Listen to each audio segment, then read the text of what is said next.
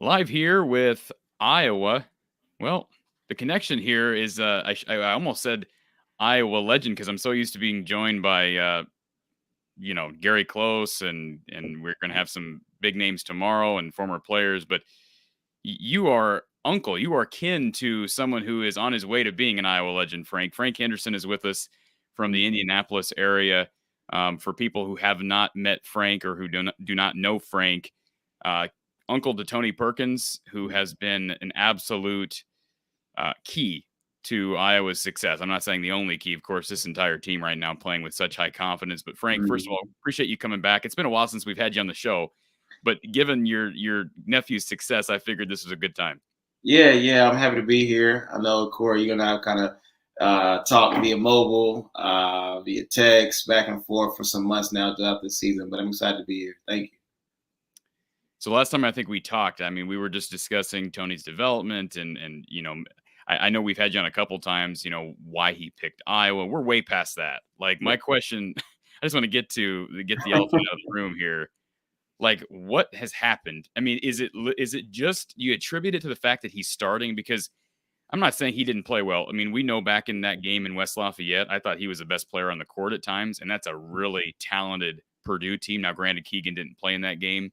You could say the same thing about the Illinois game in Iowa City, and those games were December games. But once once he was inserted into the starting lineup, he looked like a different guy. Was it just confidence, or what has come over your nephew? It's confidence. I think Fran has instilled that in him. I think over time he's gotten comfortable with his team. He's gotten comfortable with school. He's got comfortable with where he's at and his teammates as well. And that goes to any player. I think a kid who is as talented as Tony, such as a Keegan Murray, Chris Murray, the McCaffreys as well, even Aaron Eulis and Joe Toussaint. Once you get that confidence rolling, how we've been seeing Iowa these past month or so, I mean, this is flying colors at this point. I've never seen. I don't recall somebody in this era of basketball with such a fine-tuned mid-range game at such a young age. And I guess I just didn't know that about Tony. And I guess I had very limited tape of him in high school. Was he a mid-range master, if you will, in high school? Because like you watch highlight reels and it's just like him dunking over people. Mid-range game. Yeah, he was. His game kind of predicated to inside the 3-point arc. I mean, mid range floaters, getting to the paint, dunking, fast break transition. That was most of his offense of talent, mostly through high school and AAU. And now he's just playing it on the Big Ten. He's not so much of a 3-point. That's not one of his go tos, but I mean, it's a strength that he's been kind of carrying along here this past recently. Sorry about that. You're good. Yeah, and we've seen him throw a slam down here or there. About that. You're good. But I've just been so impressed with Tony's defense, specifically his ability to guard the perimeter, which is something that Iowa has had problems doing. I think we can agree with that in the past. Jaden Ivey being a perfect example. Now, Ivey got his. I think he ended up with 20 points on Sunday. Yep. But I have not seen a better defensive performance from Iowa all year, and it was from beginning to end. Mm-hmm. People need to realize that Purdue team that Iowa beat Sunday for the championship, that Purdue team has the best offense in the Big Ten, right? Besides Iowa. And Iowa really won that game on the defensive end. So I guess segueing from Tony just to the rest of the team, what have you seen? You're a coach, you're a former player. Mm-hmm. What have you seen from this team? What has changed defensively? I think they're all locked in and tuned in, and they like each other. I mean, I think a team, honestly, when they like each other and they respect one another's game and talents, that takes you far. I mean, shout out to Coach Painter and that Purdue team. I mean, they have a very talented squad. I think they'll be another Sweet 16, possibly Elite 8 team that we'll see down the road. Even a shout out to Jaden Ivey. He's a great talent. Even Trevor Williams. I got much respect for those two guys, and even me personally. I coached Jaden Ivey for 2 years. During AAU. So I know him personally. I know his mother. I know his cousin, Reese Cheatham. So, I mean, I have all respect for Purdue, and I know great talent that he is. But, again, I think on both ends, Purdue, that team gels because they like each other. IU, they found that niche to where it's a heavy – it's that mix between juniors and sophomores, You have two seniors. I think Connor's a senior, if I'm not mistaken, and you have Bohannon, who's a senior as well. But the team makeup is juniors and sophomores. They just love playing with one another, so that helps team chemistry and going far in the tournament. And we saw on Sunday a group effort. I mean, we had literally, besides Austin Ash, every scholarship player contribute significantly. Even Riley Mulvey, Josh Agundale, who have not been on the court much here in the past couple of months, but they needed them, especially when Philip Bracha got in foul trouble. Chris Murray got in foul trouble. What'd you see out of the big men battling down low with a lot of size and a lot of skill? You mentioned Trevion Williams, but Zach Edey as well. Right. I told Fran right after the game when we was at the selection Sunday, we were down kind of in the I guess the restaurant area where they kind of posted the Iowa team for the selection Sunday. I told Fran, I said, one thing you've done especially is showcase how deep your team is. And just like what you just said, Corey, I mean, you went 12 guys, 11 guys in the game. I mean, who does that in the championship Big Ten game? Most coaches stick to 6 or 7 guys for their own sake and security, just to make sure the team pulls off a win. But I mean, he knew what he had. He knew what talent that he has on that bench, and he just went to it and pulled all his arsenal out, and it worked against Purdue. And I'm pretty sure we're going to see more of that come along in the NCAA tournament. I want to let everybody know in the chat. I see a number of people commenting here early. I'm going to open the call line. I want to keep our questions. If I know I didn't advertise that we were opening the line tonight, but if you'd like to call in, ask Frank a question about Tony or just his thoughts on the team, how far he believes they can go, and certainly we can get to that. Feel free to give us a call. I'm going to throw the number here up on the bottom ticker.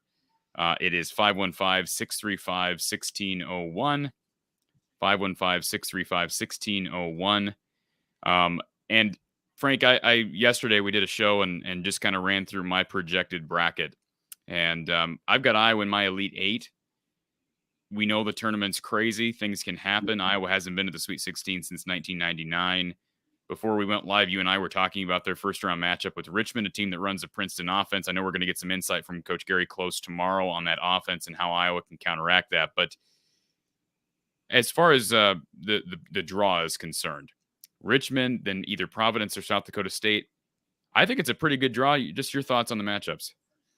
I think Richmond will put up a good fight, but I think in the end, come second half, we'll kind of probably win by a margin of 10 to 15 points. That's my prediction on the first game. I think Providence will have a tough time with South Dakota State.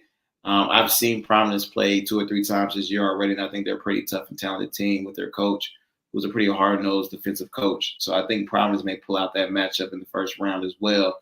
And I think Iowa probably will see them on that Saturday. And that will just come down to more will and who has more fight in them at that point, which we've seen, Tony's battle tested, Keegan's battle tested, and Bohannon's battle tested, and all those guys, especially Joe Toussaint. I mean, we should take our hats off to Joe Toussaint because the way he plays, the energy that he brings on the court, and always ready to stop whoever he needs to stop. I think Providence will be a defensive shutdown that we just need to tie our shoes up and sit our butts down and play defense and pull that game through. What does Tony say about Joe T? I don't know how close he is to Joe, but when Tony was inserted into the lineup, I know that Jordan was slid to the point, but Tony gets inserted to the lineup and kind of in a way he kind of takes Joe T's starting role. What's their relationship like? And it just seems to me like Joe T has not skipped a beat. He just continues to be a great teammate. His body language has never suffered. I agree with you. I'm just so impressed by Joe Toussaint. Yeah, it goes back to that first point. I mean, they're all friends. They like each other. And this team collectively as a whole, I mean, I've been down to Iowa several times, and I've hung out with Joe T and Ulyss and Josh and Tony, and those guys are best friends. Their end goal is to win a national championship.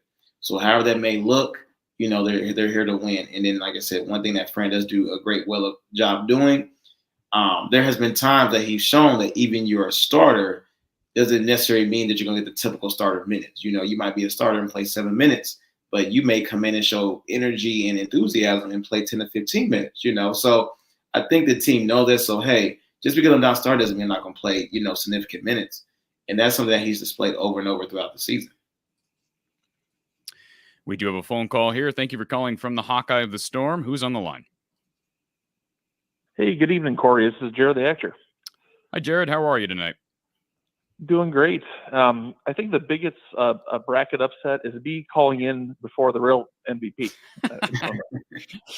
Yes, listen. I loved your real MVP, but it was kind of refreshing seeing a different number come across my line here. So thank you, Jared. Well, I love his passion for your show, and I do too. Being a Hawkeye fan, so he's a good friend. But yeah, I just wanted to call in first, and I did. So, just a couple questions. I'm going to keep it brief here, but for the Hawks here, personally, for me, I'm nervous about Richmond. And the question I had is, looking back on Big Ten tournament champions, I want to say the last 3 or 4 have had bad tournament results, right? Except for maybe the 14 Wisconsin team. So Illinois, I think, lost in the second round, first round or something. Purdue did. Michigan State did. Are you worried about the Hawks having the same type of letdown in the first round against Richmond? Well, first of all, I think Illinois, you brought it up, Jared. Illinois lost to Loyola last year in the second round. So I'm not really, first of all, I don't think you can just apples to apples this thing. Fatigue is a concern, but as I brought out before, Richmond also played 4 games in 4 days this past weekend. And matchups do matter. Frank, you are a Midwest guy. Loyola Chicago is a tough matchup whatever year. And I don't know, disrespect to the Spiders, but I would much rather play Richmond this year than Loyola last year. I think Illinois just kind of suffered from a tough draw. Not to say that Iowa can't lose, but are you concerned that with the history of Big Ten champions struggling in the NCAA tournament? I'm not really concerned. To be honest with you, I kind of saw and briefly checked out Richmond on YouTube, and they do have a smaller lineup compared to who Iowa has in their front 7. And I think this is the game in which Iowa will stay in front. I think Keegan Murray is going to have an outstanding game. I think Jordan Bohannon will be an outstanding game. Tony will have an outstanding game. I think this team is something that Iowa, in my opinion, of watching Iowa basketball, has not had in years past. This is not a typical Iowa basketball team that we've seen. So I think, and I'm not too worried about Richmond. I mean, they've had a great season, but it ends Thursday for them. And Jared, just to kind of piggyback on that, again, that's a question I would encourage you to ask Coach Close tomorrow, because you brought up, we know you're a Wisconsin fan in addition to being an Iowa fan. You brought up that 2014 Wisconsin team. As you know, that was a Final Four team. So, Coach Close was a part of that staff. So that is a good question if I remember it, I'll certainly ask him. But call in tomorrow, Jared, because I would love to get Gary's perspective on how you maintain focus, how you deal physically with the tolls of a lot of games consecutively, because that is a situation that I was having to deal with. But I'm with Frank. I'm just not concerned based on draw, based on matchup. It would have been nice to not have to play until Friday, but the bottom line is I think Iowa had basically as good of a draw as you can hope for. Right. Mm-hmm. Yeah, I agree. I just have nightmares in my head going back to the last time they won the Big Ten tournament. Yeah. It was the 2006 game where they lost in the first round as a 3 seed. Yeah. To Northwestern State. This happened several times with these teams who go in, they kind of like exhaust themselves at the tournament. There's all this momentum, and there's the first round letdown or something like that. I agree. I don't think that'll happen. And we shall see. But just last question for you, Corey, though, is your bracket is the same as mine, where you have Hawkeyes in the Elite 8 losing to Auburn, right? Yeah. Yep. And just want to get your thoughts on why you think Auburn will beat the Hawks in that round. Well, first of all, Auburn's really talented. They got a lot of 3-point shooters. I think Bruce Pearl, I respect Bruce Pearl as a coach. Obviously, he's familiar with the Iowa program, being an assistant here way back when. My selection there was more so thinking Iowa played 4 games in 4 days this past week. And although I don't believe that's going to really hold them down this week, just to think they beat Kansas, that's 7 straight wins. Mm-hmm. Not saying they can't get to the Final Four, but at some point you're going to slip up. And I think Kansas is likely to, if they can get by the Jayhawks and Ochai Agbaji and, McCormick and those guys, I just think it's going to be hard to come back and beat Auburn. And Auburn has in my opinion, Auburn has a very favorable draw. Mm-hmm. So I don't think they'll have been as tested in the Sweet 16. Let me look. I've got this here, Jared. So I've got you on the phone. Let me look at Auburn's pathway, or their path, I guess I should say, to the Elite Eight. And I can share this to my screen so Frank can see what we're looking at. So as you can see here, I'll get rid of the Real Hayden's comment and get rid of that banner. So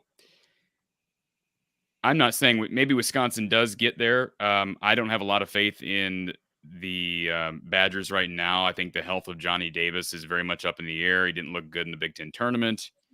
I've got LSU beating Wisconsin. And I just think LSU is kind of in a situation that Iowa will be in the Elite Eight. I think LSU will have kind of ridden the storm, so to speak, with the firing of their head coach. They'll have not really upset Iowa State, but I think that's a trendy upset pick for people picking the Cyclones. I think they'll have beaten Iowa State. I think they'll beat Wisconsin. I just don't think, again, this is just jesting. We're just guessing at this point. But I just think by this point, Auburn will have gotten the better number of LSU, and I think Iowa would be in a dogfight against Kansas, which would tell me that Iowa might have the lesser hand against the Tigers. But we don't know that. That's just my logic, if that makes sense. Hopefully, I'm making sense to you, Jared. Yeah, I reviewed your bracket, and not a lot of disagreements, to be honest with you. Even as a Badger fan, they're coming in cold into the tournament, so I can see them getting upset first, second round. We shall see. Did you have a problem with me picking? I don't know. I'm just not. Go ahead, Jared. Did you have a problem with me picking against Arizona? Because I have Arizona losing in the second round. Well, I tend to give more weight to the conferences, than the individual teams a lot. So, like, personally, I think the Big Ten's the strongest conference, right? Agreed. So, yeah, like that's why you have Michigan winning there. I think, as I'm looking here, there's some upsets you have where Big Ten higher seeded or lower seeded teams are beating higher seeded teams, and I would agree with that. But I'm just not super high in the SEC either. So that's why Auburn had a great season record, but I just don't think they played the caliber of competition that a lot of the Big Ten schools did. Yeah, and Jared, to kind of piggyback off that, let's also remember everybody's talking about how Arizona is the hottest team in the country, and then maybe Iowa's after that. Arizona's playing in a conference in the Pac-12 that's just not that good. I keep saying that over and over again. UCLA, well, you're right. Yeah. UCLA, Arizona, and USC. Who else is in that conference that keeps you up at night? And I could even argue that USC doesn't really keep me up at night. You take Mobley off that team, and I know you can't do that, but USC has had its ups and downs. I just think Arizona's going to. I think they're going to run into some trouble once they get to conference play because they dominated late in the year, but against a conference that I don't want to compare it to the West Coast Conference, but it's basically a puffed up version of the West Coast Conference. That's what it is. Mm-hmm. Yeah, well, every team in the Big Ten is battle tested, right? And some of these other conferences, the lower half is just very weak, and they're kind of gimmies almost, right? So, but you look at even the Big Ten. You got Nebraska. They knocked off Wisconsin the last game of the year. They came on really strong, and they're considered maybe the worst team in the conference, right? So. Yeah. So that's why at least my bracket involves a lot of Big Ten teams going maybe further than they're supposed to. And that's why I think the Hawks have a great shot of the Final Four, and we shall see. I hope for that. But try not to be a Big Ten homer anyway. But yeah, that's just my opinion. That's what we are. We're homers. It's okay. Embrace it, Jared. I understand where you're coming from. And for the record, I'm a homer as well, but I've got Loyola beating Ohio State in the first round. So I tried to make my picks based on logic, but I do appreciate the call, Jared. Thank you. Yeah, absolutely. Yeah. Thanks, Corey. Thanks, Frank. Have a good night. Thanks. Have a good night. Thank you. Appreciate you. Okay. Ray makes a good point. Says Hoosiers or Cowboys could make a run as an 11 played Hawks tough. Hoosiers were hot and the region matches up well. Cowboys hit a rough stretch at the end, but have some talent. One of them to the last 16. I'm actually, when Jared was calling, I was trying to pull up the game. Let me get an update for people Yeah, here. IU's playing right now. That's what I mean. I just I should have been prepared on this in advance. And it's got to be, see, halftime. Let's see. Yeah, halftime. Indiana leading 30-25. Not surprising to me. Trace Jackson Davis. I get your thoughts. I know you don't like Indiana. You kind of made a point of that before we went live. You're an Indiana guy, but what do you think about Trace Jackson Davis? The guy's playing well right now. Yeah. I mean, hats off to Trace Jackson Davis. He was definitely a guy that was in the same conference as Tony in the MIC back in high school. He went to Center Grove High School. So I've seen Trace. I've seen his development. I've seen his growth. I even know the AAU program where he came from. So, I mean, I think he's an NBA talent. He's an awesome stretch four. He can definitely have a good career in the NBA as well. IU, to me, I mean, let's not get it twisted. I don't hate IU. I mean, I just don't favor them too much. But I mean, I think IU can probably get past Wyoming. I don't see them getting to the Sweet 16, in my opinion, because, again, I don't see where their consistent scoring comes from outside of Trace Jackson Davis. So that would be a struggle for IU if they were to go further in the tournament. And for anybody wondering, Texas Southern, if you missed it earlier, did win its 16-seed game against fellow 16 Texas A&M Corpus Christi. So Southern moves on to the official round of 68, if you will. Texas Southern, let's see. Is it ETN that everybody's high on? So I'm looking at their, I didn't watch this game, Frank, but I'm looking at their, this is a wild box score from Texas Southern. According to the ESPN app, their starters combined for, let's see, 13, 15, 21 points. Their starters combined for 21 points. Texas Southern's bench combined for 55 points. I don't know that I've ever seen anything, unless this is a misprint.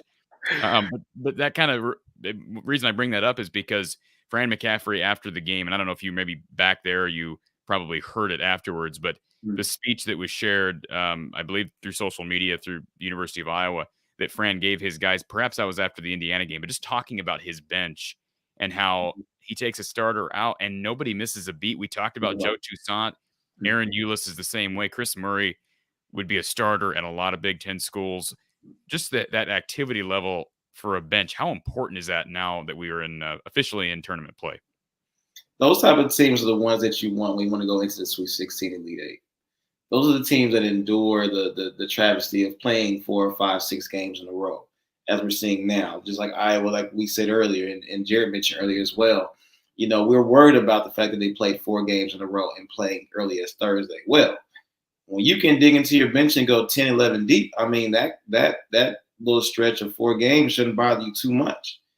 You know, I can't say the same for Richmond because I don't know how far they go into their bench. If they're playing a 6, 7 man through 4 games, that's tough to play on Thursday, you know. But again, contest a friend that he always has his players ready. Even Josh, when he played against Purdue, he came right on in, scored on Edie, and then he came in for an assist from Tony to get a layup and 4 points, and he was ready in there, you know. So, I mean, I don't know what magic he sprinkles on those guys or if he puts secret stuff in their water bottles, but those guys are always ready.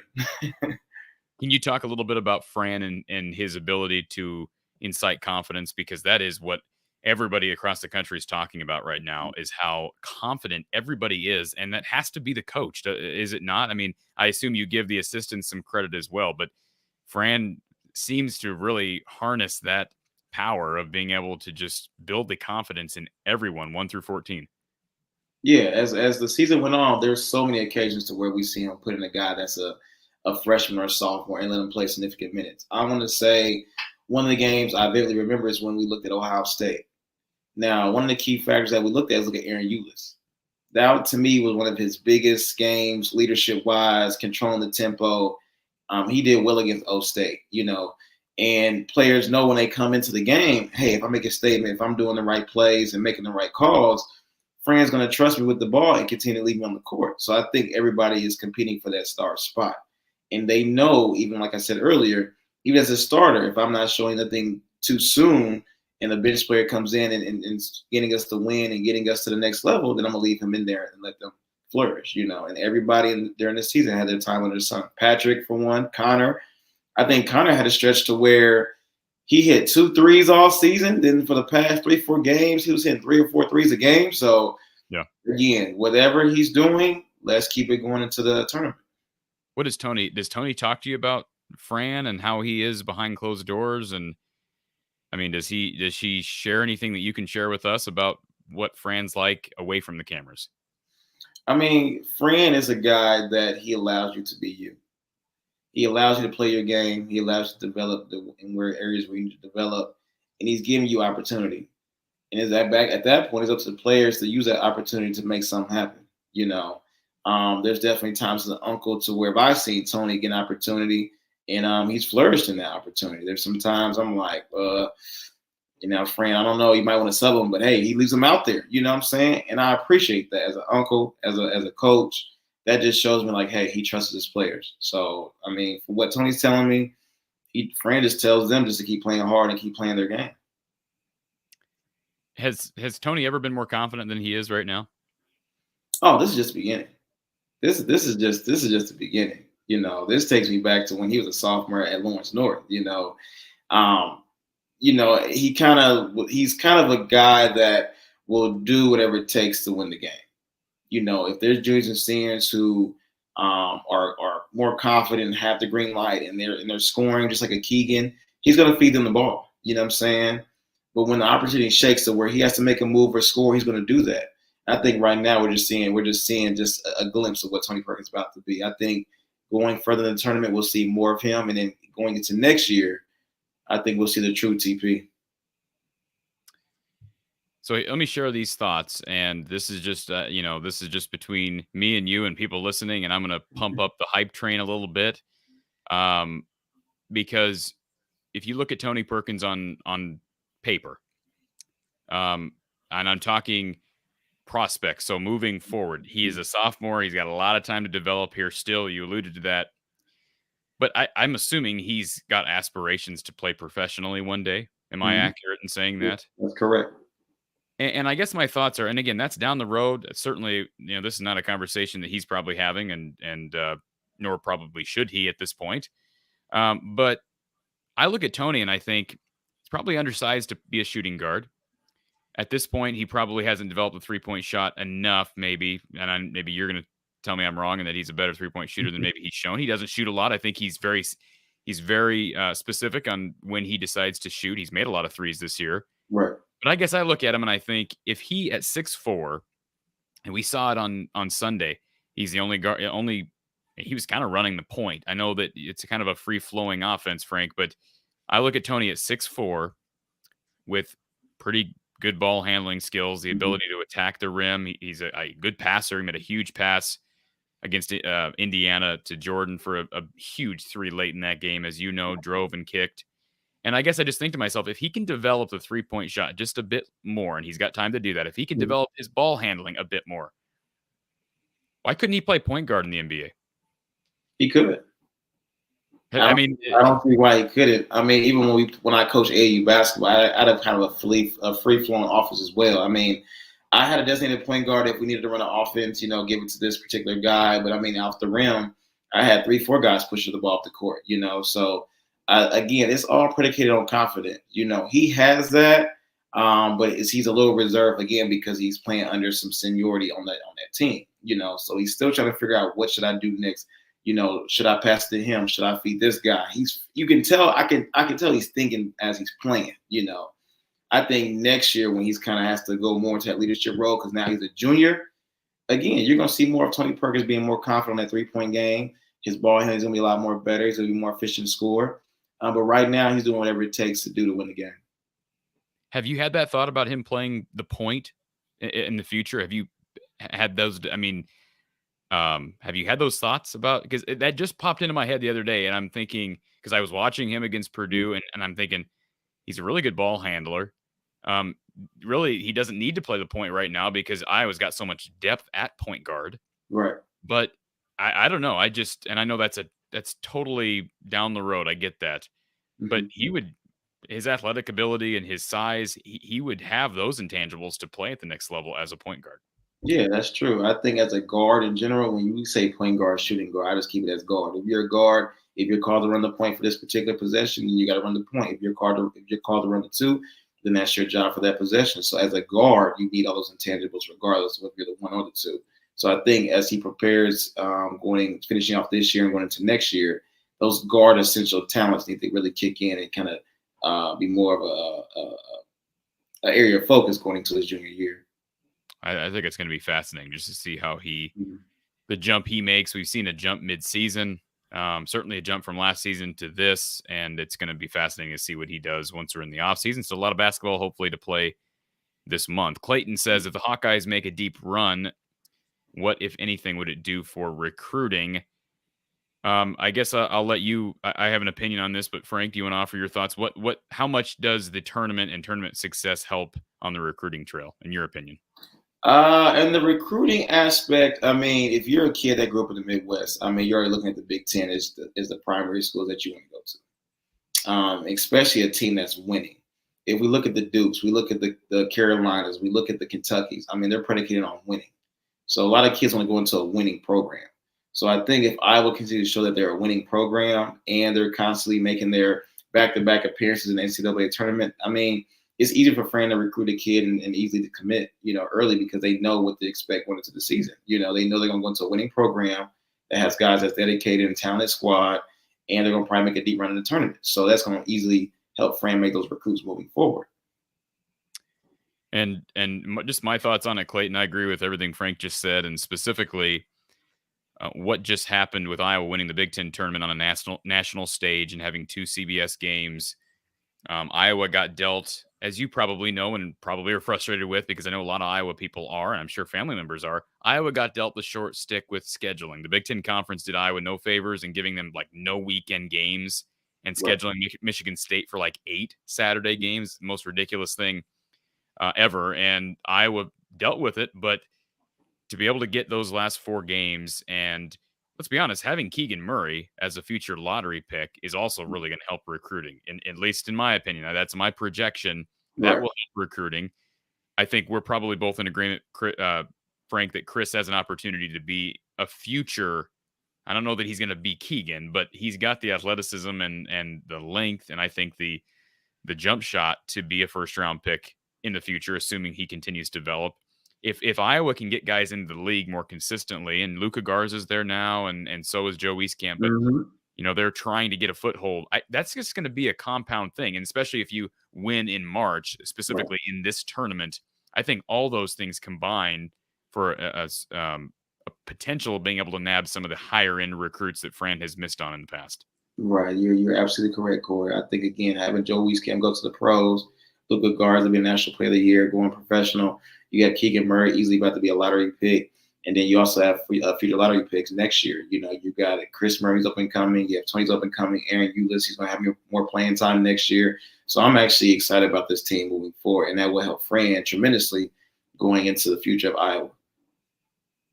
And remember, I one thing I've always admired about Fran, he's never been afraid to be turned down. And I think some coaches at times, I won't throw anybody under the bus, I'm not talking about any specific sport, but sometimes coaches, college coaches as recruiters, sometimes choose not to recruit someone because they feel like they're wasting their time. They don't feel like there's any chance. I've heard that. I've heard we had that issue with Tony. I've heard that. Yeah. And Fran doesn't do that. Fran recruited Trace Jackson Davis, who I believe was a 5-star. He recruited Keon Brooks at Kentucky, who was a 5-star. He recruited Aaron Eulis' big brother, Tyler Eulis, who I was high 4, or maybe even a 5. He's not afraid to be turned down, and I love that as a fan. I'm sure you love that as a relative of a player.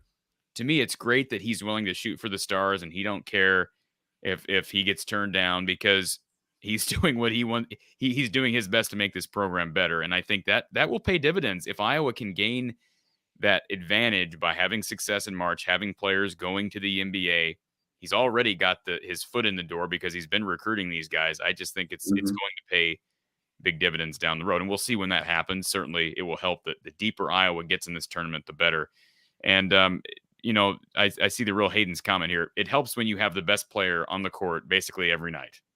Right. Iowa has.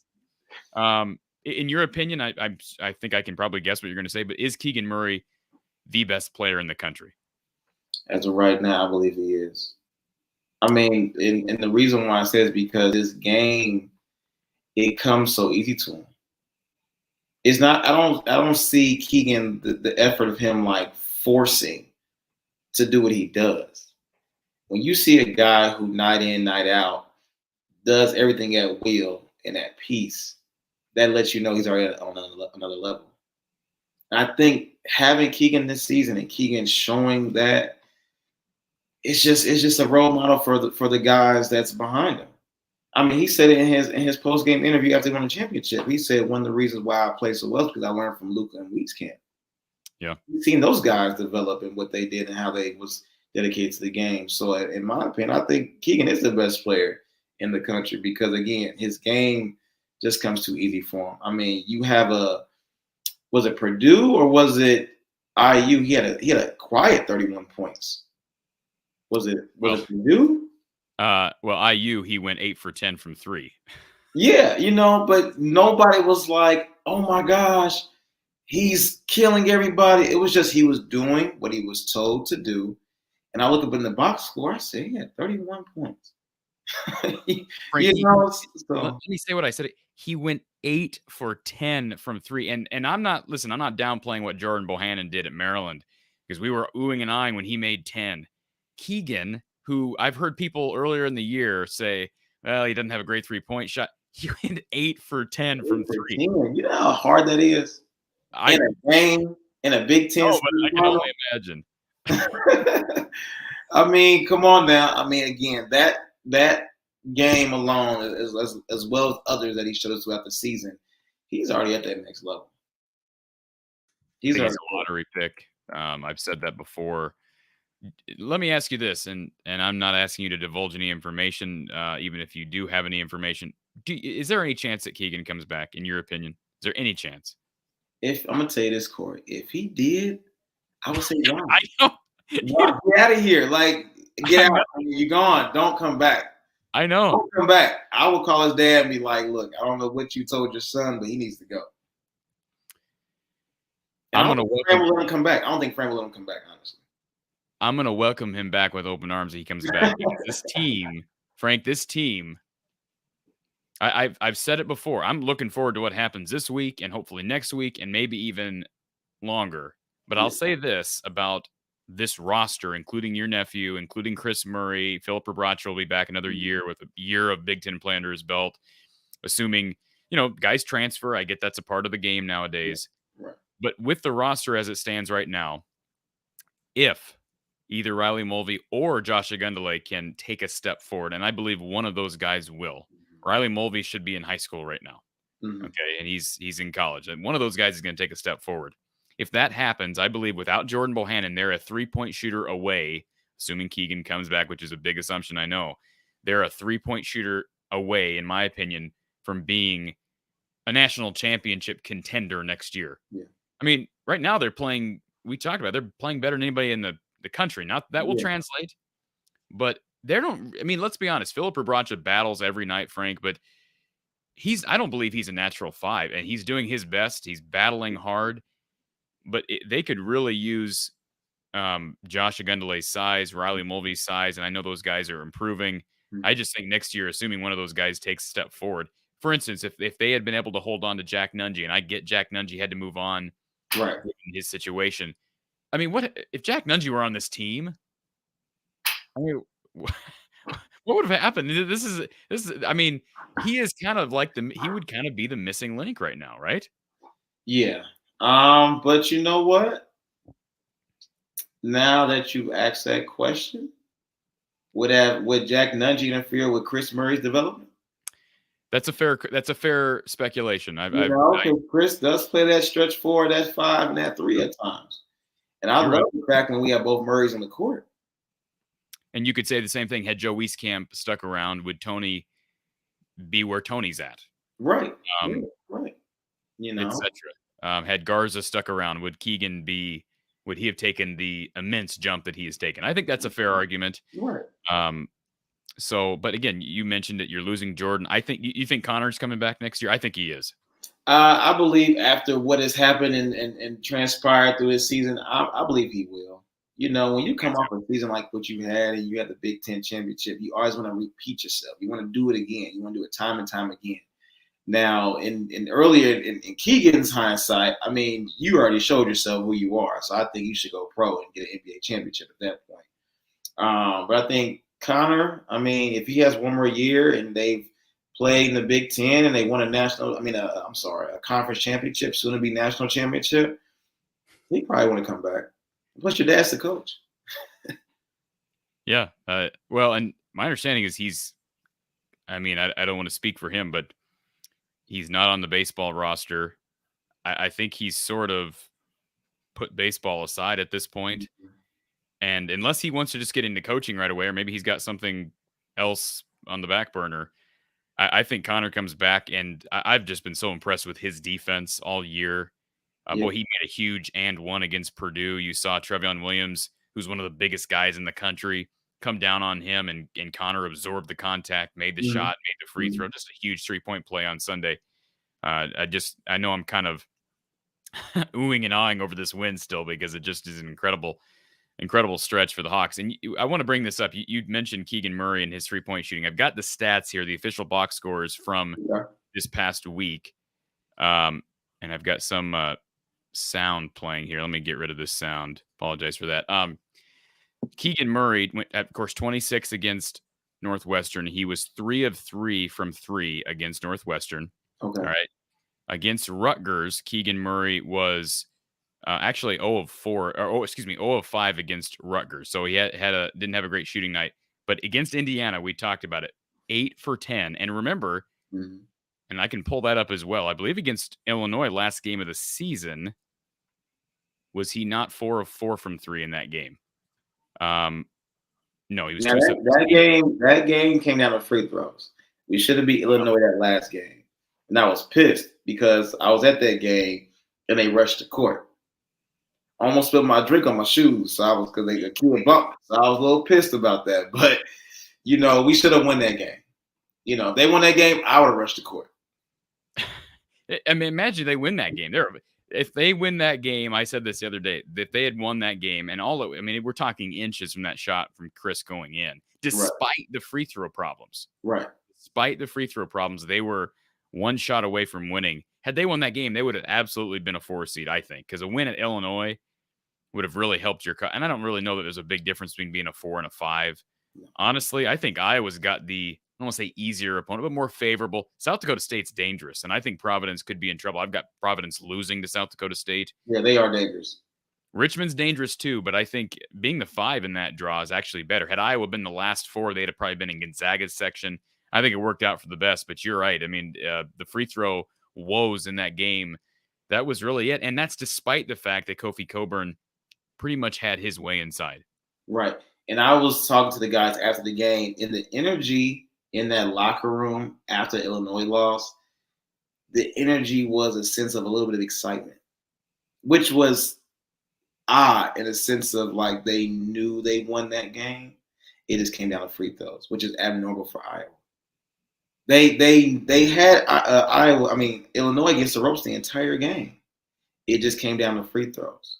So after the game, there was no drop in energy. There was no hanging heads. There was no terms of endearment of upset. It was like, we got this. I'm not worried about Illinois. They got to worry about us. So to your point, that loss before the tournament was a big help. Let's take our next call here. Thank you for calling from the Hawkeye of the Storm. Who's on the line? Alex. Alex, how are you? Doing good. With Iowa predicted to make the Final Four, what do you guys think of that? What do I think of what? Iowa making the Final Four.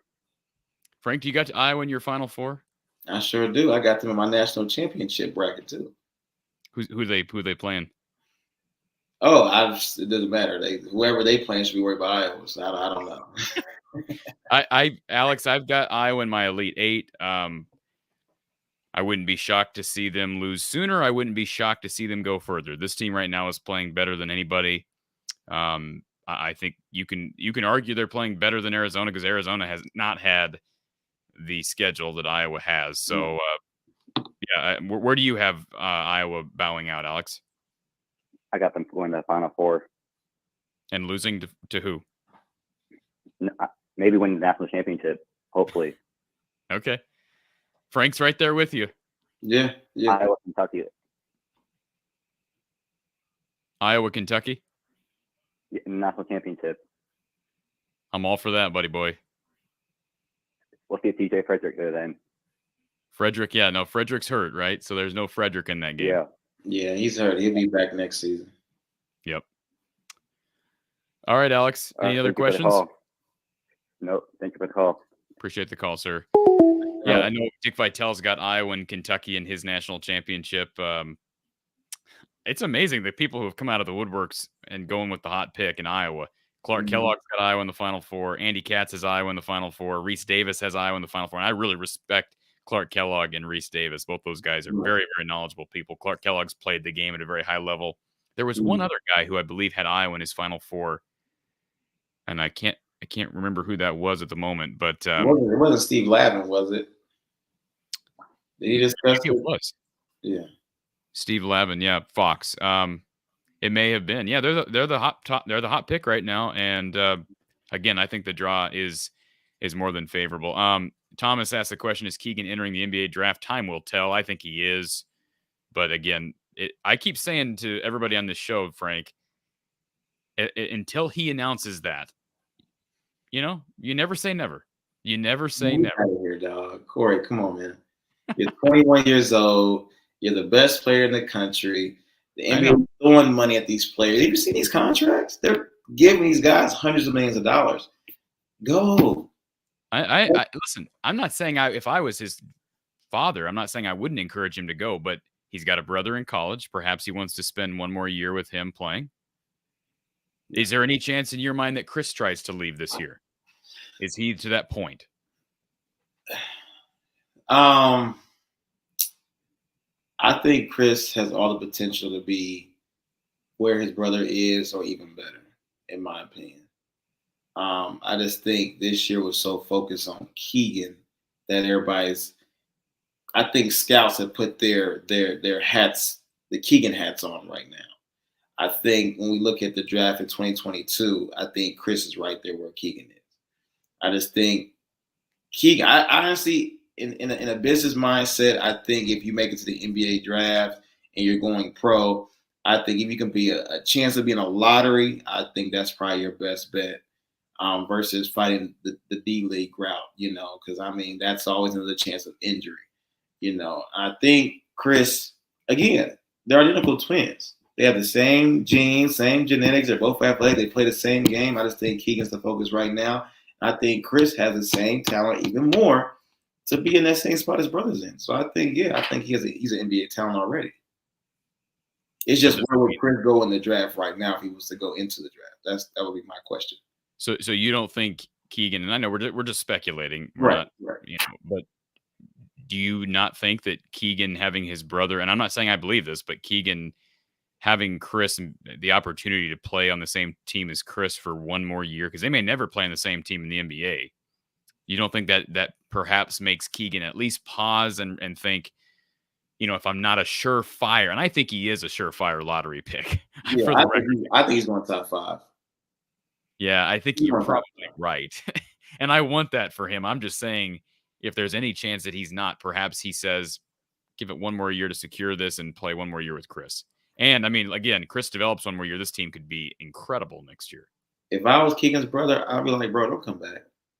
I'll be okay. Just don't come back. I would tell my brother that if I had a brother that was. I'm kind of glad you're not his brother, because I'm holding on to the little sliver. Maybe he shocks the world and comes back. And I know it's a different situation with Luka. Luka, great guy, great player. But as far as the NBA, he's really having to work his way onto a roster, and he's just got some limitations that he was not born, that Keegan was not born with. So and I think Luka can definitely have a historic career in the NBA right now. I just don't like how the NBA politics are saying if you don't have a 40-inch vertical, if you don't run the speed of a 2-1, if you don't have an NBA 3-point range, it's too many analytics in judging these kids so early. I think Luka has all that plus more. Yes, he might not be as athletic, but on the scoring end, who is stopping him? I mean, he's 6'10" with a deep three ball. I mean, he reminds me of a younger Jokic. A little bit. Without the assist game, he reminds me of a Jokic without the passing ability. He has the potential to do that. And that is a big aspect of Jokic's game. Jokic is longer. Yeah, okay. Yeah. A little bit taller, a little bit longer. But that comparison is valid. And Jokic isn't a great athlete. No. And he was last year's MVP. So absolutely. So who's to say that because he's not doing X, Y, and Z right now doesn't mean he's going to do 1, 2, and 3 later on, 2, 3 years down the road? Yeah, I completely agree. Cole, this is more of a football question, but I'm happy to answer it. Cole says, did you see that Casey Thompson said that every football starter at Nebraska has the ability to make 6 figures? NIL is crazy in football and basketball. I don't believe that, Cole. Now, maybe he said this, but I don't believe that your starting long snapper is being offered 6-figure NIL deals. I just don't. I mean, maybe I'm wrong, but I just don't believe that to be true. Now, maybe I'm sure Casey Thompson being likely the future at quarterback there. I'm curious, not to delve into Tony's personal affairs because that's his business. But is he at all concerned with NIL? Because I'm trying to think if I've seen anything on social media about him getting any NIL deals. Has he been in talks with anybody? Is he considering that? So I kind of been like the forefront on that, helping him get an NIL deal. We kind of started off by making like a brand and a logo. We kind of tiptoed into it, but as the season kicked off, we kind of slowed up about it. We even talked to a couple of vendors here locally within the Indianapolis area because he was a well-known talent within the Indianapolis market.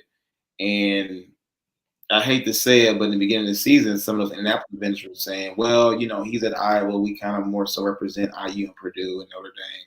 I understand that. And the ones that was willing to work with us, they were asking if he was a starter.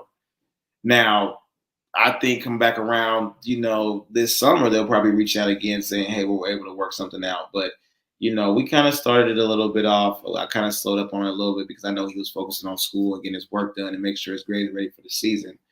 So I think this upcoming summer will probably dabble more into that NIL situation. Tony says, to echo what Frank said, Fran lets his guys play with no fear of them being overcoached. Example being Mulvey shooting the 3 on Sunday. And, Josh shot that long too. It was an air ball. And at the time, I'm kind of putting my head in my hand because I'm thinking, don't shoot that, Josh. You can get a better shot than that. But I reflect back in hindsight, and of course, it's always better when you win. But Tony's absolutely right, this comment, because Riley Mulvey shooting that 3, it's like he obviously is a guy like that typically is not going to come into the game and shoot that. But again, it's confidence. Every one of these guys seems to believe in their coach believing in them. Right. And again, Corey, as a coach, you have a job to do. Your job is to instill confidence in these players. Your job is to instill hopefulness. Your job is to instill, gratitude and appreciation of the game. Fred could have went one of 2 ways in this situation after Josh airballed that shot. He could have told Josh, A, that's not your shot. You can get a better shot. Or B, it's okay. Keep your head up and keep playing. And I'm pretty sure he chose option B because as you see, the next possession down, Josh came and scored. The next 2, 3 possessions down, he got the assist from Tony and scored again. Now, again, words are very powerful as a coach because you got to understand these are kids. We look at these guys as big-time athletes doing interviews.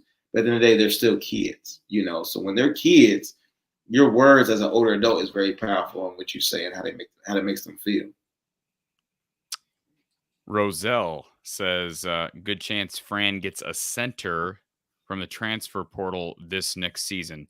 Frank, I know you're high on Josh Agundale, so my guess is you're going to say the answer to this question is no because Josh is the center of the future. Just your thoughts on the portal, and do you see Fran using that, if you had to guess? I think if you're a wise coach, you should always test the portal to see what's out there. I mean, you're always looking to improve and getting better for the future. And to your point earlier, Rabacha has tried the best he can. I think he's an undersized center in the Big Ten, but I think he knew his job coming into the Iowa Hawkeye season, was to defend and to kind of play that, center assist game. But I think Josh, if he does decide to stay, as long as Luke Riley, I think those guys will be better and ready for the Hawkeye season next year. The Real Hayden says that Mike Schmitz of ESPN has Iowa in his Final Four. I know I missed a couple of comments here in the chat. Tony Schneider says, where did Tony get his nickname from? What is Tony's nickname? Remind me of his nickname, Frank. I've always called him Tony, but but as he would say, I always call him Mr. Perkins. But I mean, the Iowa announcer one game, I can't remember what game it was. It had to be, I don't know. It was one of those early 4 or 5 games, and they called him the microwave.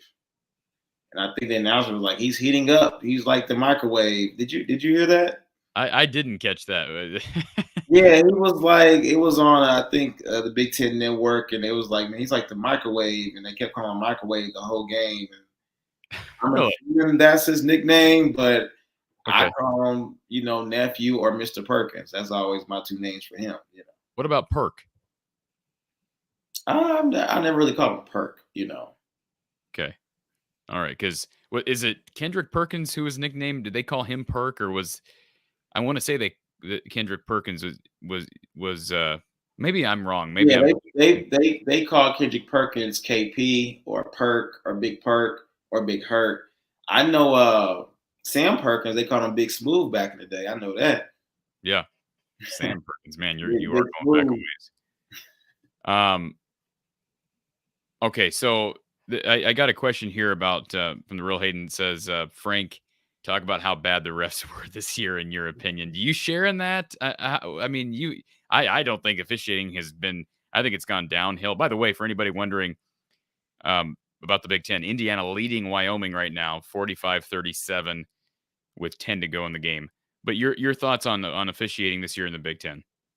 I don't get caught up in officiating, to be honest with you. Now, let my sister, Miss Renita, Tony's mother, let her talk about the refs. She'll probably say they're all terrible. And I'm being honest with that. But I mean, again, I was a former player, played collegiately. I coached for 7-8 years AAU ball. To me, it's always next play. The ref's not going to change his call. It's next play. Absolutely. So I think the players do a pretty good job of moving on, because there's some. I think Fran has actually held his cool, because I go back to that Rutgers game, the final call on Keegan Murray. Just a terrible. I don't know how you make that call if you're an official. you talking about the Rutgers game when they called the foul? A second left or whatever it was. But they're humans. I mean, they're just like you and I, make mistakes. But Frank, that was a disgraceful call. Yeah. Can we agree on that? I mean, that was a bad call. What I have a problem with is lack of accountability. When you screw up a call like that, and it's in a big point in the game, and I understand that calls throughout the game affect the outcome, I just want to hear from officials. And I don't know that they should have press conferences, but I wish there was more accountability. Instead, we oftentimes hear officiating crews double down after games and release statements, or the conference releases a statement. To me, I just think there's a lack of accountability, and there's a lack of accountability with a lot of things in life nowadays. But specifically with officiating, I'd like to see that more. James says, what was Tony's recruitment like? Sure, thankful he's a Hawk for sure, but why did he choose Iowa? Great question, James. His recruitment started off kind of slow.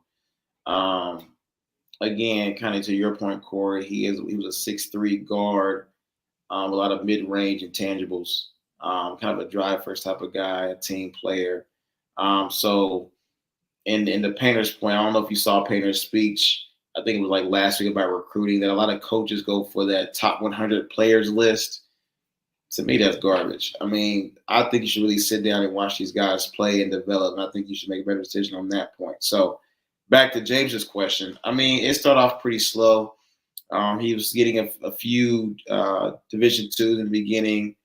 Then they started going to mid-major Division I's. We were getting talks from, like a Cincinnati and Ohio State. And even Xavier had kind of talked to us and reached out to us a couple of times, but nobody really offered. And the reason why he chose Iowa is because honestly, Dillard saw Tony play twice and gave him an offer.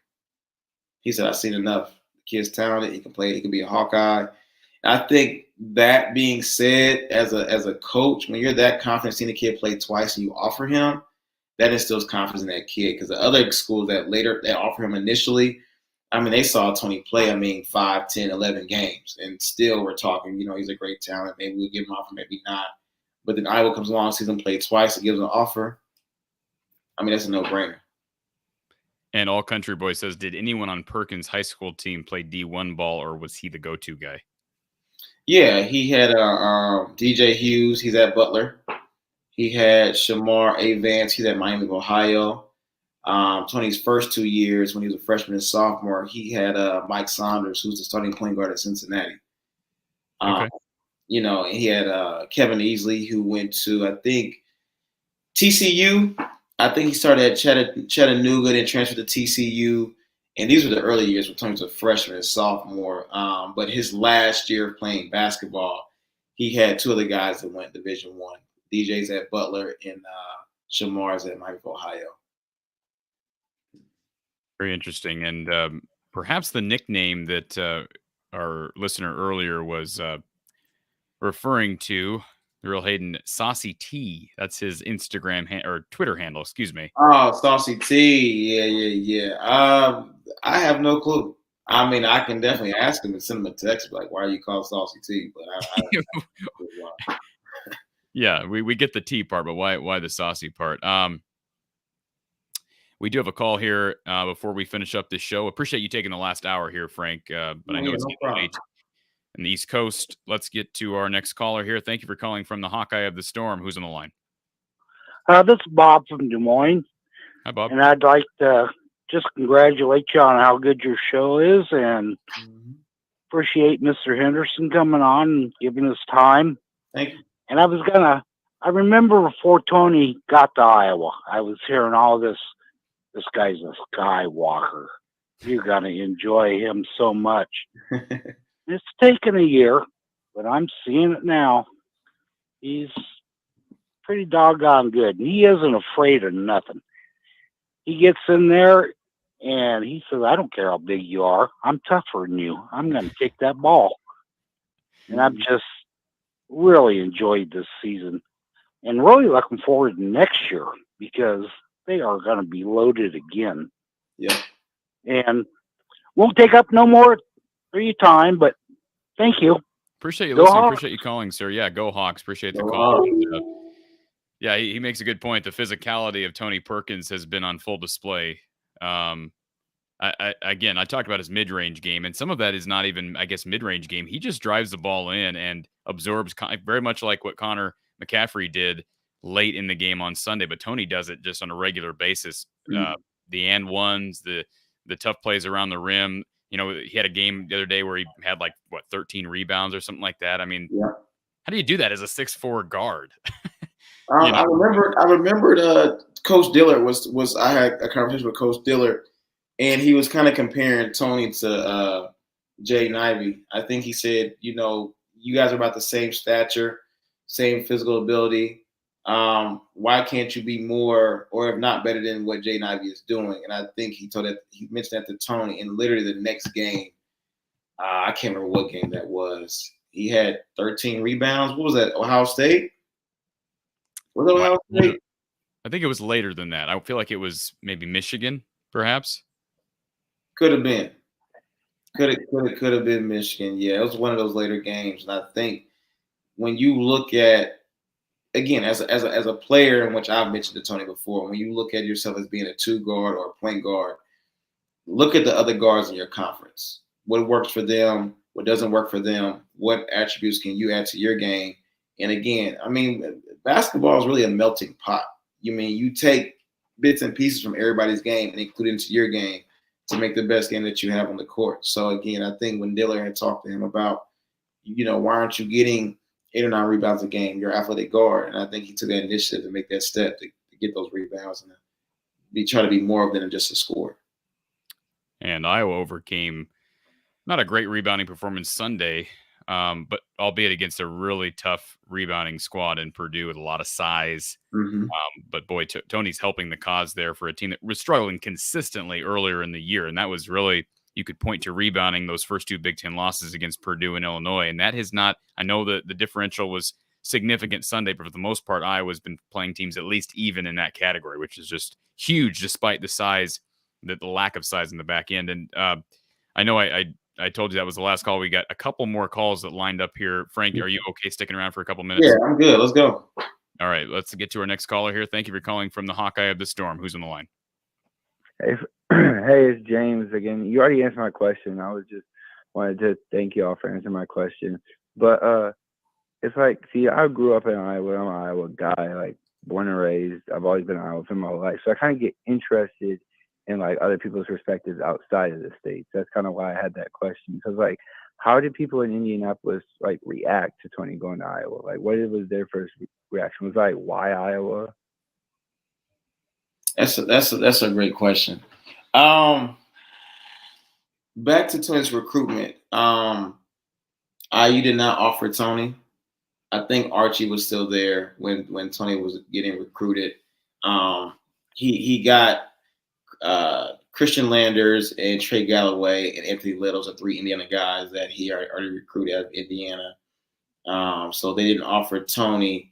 Matt Painter at Purdue, he had an honest conversation with me, and he pretty much said, hey, I have 3 other guys that pretty much play the same position as Tony. Now, if I was to offer Tony, I really can't. I can't guarantee where he'll play or squeeze into that roster. You know, I'd love to have him if you want to come here, but I can't guarantee that.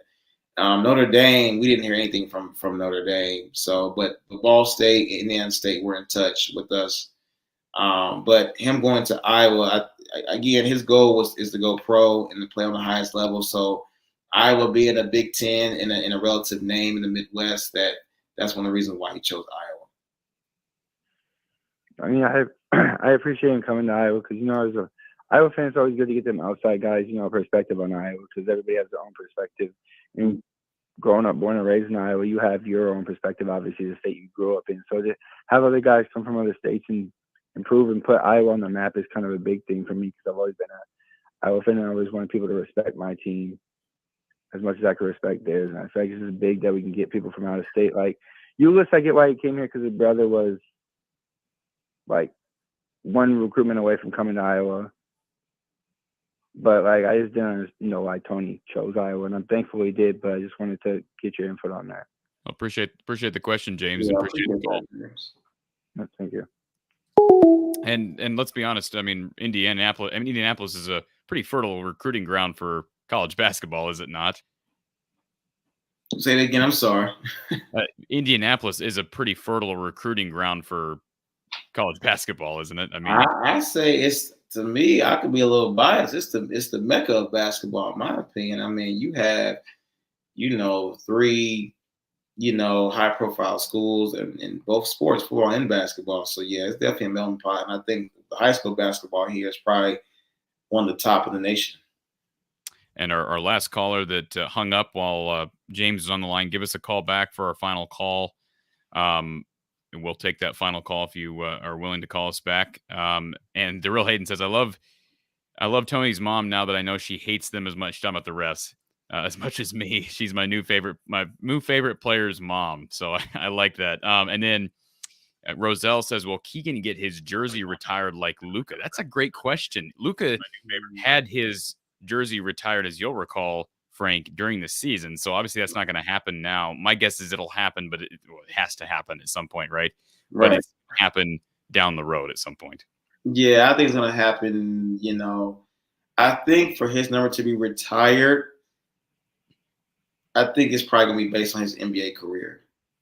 I feel like if he continues to be that great outstanding player and has a great, 10-year career, they'll probably look at what he's done for Iowa in his 2-year stint and see what he's accomplished in the NBA. They'll probably retire his number. I just know, and I think his jersey should be retired, but it's hard to retire a number after 2 years, Yeah. Because if we're retiring Keegan's number, then we got to look at all the past historic players that played for Iowa. Should we retire their numbers as well? Absolutely. Let's take our final call of the night. Thank you for calling from the Hawkeye of the Storm. Who's on the line? Hey, this is Tony Snyder. You already answered a few of my questions. I just wanted to make a quick comment about something that Frank said earlier, and then Sure. also a question. I appreciate your outlook on like just with officials and bad calls. Being a former official, the call happens and then you just move on.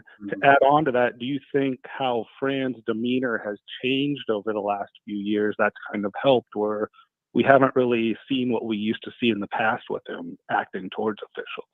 You being a coach, do you think that kind of helps? What you think, Corey? I think Fran has toned it down, and I know you've only seen Fran these last couple of years, or I guess 2-3 years. I kind of make plans. since Fran. I think, I know you asked the question for Frank, Tony, but I think that Fran has toned down enough to where there were times where I think he lost his temper. He loves his guys. I think oftentimes he's trying to defend his players, but I think back to, was it 2014 against Wisconsin when he got tossed? That really hurt Iowa, and they ended up losing the game. They lost a game up at Cedar Falls against UNI one time when he got tossed. He got tossed against Maryland a couple. I mean, he has not gotten ejected in quite some time. I think it does help. Again, I go back to that Rutgers game. That's a game where I probably would have lost my marbles because that was the game. The game was over because of that call. And Fran, I'm sure he was livid, but he kept his cool. And I think it's a good. I just think it's good for the temperament of the team. That would be how I would describe it, Tony. Mm-hmm. All right, thank you. Enjoyed the show. Thanks, guys. Thanks, Tony. Appreciate the call. And I've had, Coach Close we've talked about that. I mean, just the even temperament of Fran, because again, everybody's going to lose their cool. We're all imperfect, especially when you're out there coaching. I mean, as a coach, there are times probably where you about blow a gasket. But I've had people say in the past when Fran would get real mad, I just don't want him to have a stroke. And I haven't, those words haven't come out of my mouth. Like, he doesn't look like he's to the breaking point. He has not looked like that in quite some time. And I give Fran credit. I mean, Fran has proven himself to be a player's coach. Mm-hmm. And anybody who, people used to look at Fran and say, oh, he's a hothead. Give me a break. You watch Fran McCaffrey on the court. He loves his kids. He will go after officials, but he also is fair. Like, there are times when I've seen him in Carver where the crowd is booing because of a call they perceive to be wrong. Right. And Fran's not reacting at all, Frank, because he knows it's the right call. Mm-hmm. I see that myself. I think Fran has definitely toned it down this year because I think, again, contest to the team that he has, he knows he can pull out a win, keeping him on the court versus him being tossed. And I think from years past experience, you learn that. I always used to tease my guys when I was coaching, like, the reason why we go so hard in practice is so that I don't have to yell in the game. Yeah. If I know that we know the plays, we know the offense, we know the assignments, I don't have to yell. And when I get the yelling, I get frustrated, and it's not a good look for the team, me, or the brand. So I think with Fran, knowing the type of team he has and how important he is to his players, he understands the assignment for sure.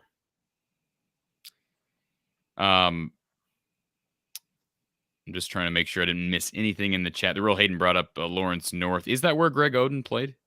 Yeah, Greg Oden, Mike Conley, those guys, they played when I was playing, and those guys were not losing. So yeah, during my time, you had Mike Conley Jr., you had Greg Oden, you had Jeff Teague at Pike High School, you had Eric Gordon in high school. You had Etwan Moore. He was in high school at that time. So that class of 2007, 2006, and 2008 was a very serious class in Indiana because I think most of those guys are still even playing. Courtney Lee, he's another one. Those guys are still playing to this day. That was a very tough time for Indiana basketball. Etwan Moore was terrific had a really nice career at Purdue. He playing? I'm guessing he's playing professionally somewhere. Yeah, he might have went overseas this year. So I know he was with the Suns last year. He might be overseas, but yeah, those guys. And my hat goes off to those guys because I'm friends with them. I talked to Eric Gordon just 2 days ago. So yeah, those guys are still playing to this day. And I'm 32, so I know they're 32, 33, and that hats off to them in their career. Okay, so we'll finish with this. I think I've talked about this. We've mentioned it, but Jared Can Iowa go to the Final Four? I think the answer is yes. Yes. Can. Yes. They have that. This is a talented enough team together. A team that's got tremendous chemistry. I think it's got the coaching. Now the tournament's crazy. We know crazy things happen, so there's no reason to assume that. And a lot of work to be had, but I think we both feel good about Iowa's chances this weekend. Yep. All right, Frank, it's been a pleasure to get caught up with you again over the past hour. We'll definitely have you on again, and just so thankful that your nephew decided to make the move to Iowa City and become a Hawkeye, and we look forward to being able to have these conversations, hopefully many more times over the next few years. Yes, thank you, Corey, again for inviting me on the show. Definitely love the show. I'm a huge fan, definitely a subscriber of the show. And Iowa has welcomed us gracefully. His mother, she loves it there. I love it there. Our family, they're always gracefully welcome when we go to Iowa. So we appreciate being a Hawkeye. Reminder, everybody, that everybody who's listening, everybody who's subscribed, Iowa Richmond live preview with myself, Coach Gary Close. Chris Kingsbury is going to be on the show. Keegan Murray will be on the show tomorrow, 7:30 p.m. Central Time. So be here. I've been kind of holding off on that announcement. It'll be Chris Kingsbury, Keegan Murray, Coach Close, and myself. We'll be talking Iowa, Richmond, that Princeton offense, how Iowa gets by Richmond, the Spiders, and we might even throw a Providence/Jackrabbits question in there. So please join us tomorrow live. We'll be on for about 45 minutes because I know Coach Close wants to watch the Rutgers game, and I do too. I missed most of the Indiana game as you did tonight, Frank. So again, join us tomorrow, 7:30 p.m. Central Time, right here from the Hawkeye of the Storm. For Frank Henderson, I'm Corey Brada. We will talk to you tomorrow night.